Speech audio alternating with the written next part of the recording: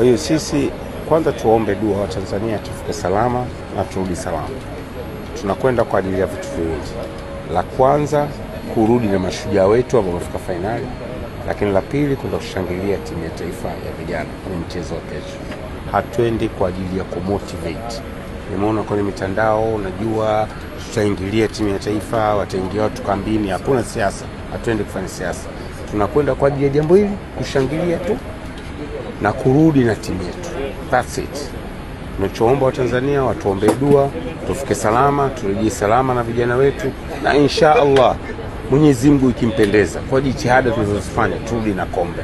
Hao ndio tunaomba wa Tanzania.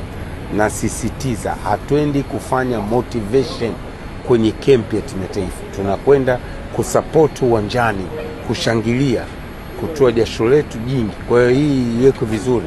Maana naona watu wanazungumza habari ya motivation, na hapana. Wote mtu na akili, viongozi wapo hapa, hawezi kwenda kuingia kwenye camp, hatufanyi kazi hiyo. Kazi yetu ni kwenda kushangilia tu basi. Kwa hiyo rais ametoa ndege kwa ajili ya jambo hilo. Naomba dua zenu wa Tanzania. Asante.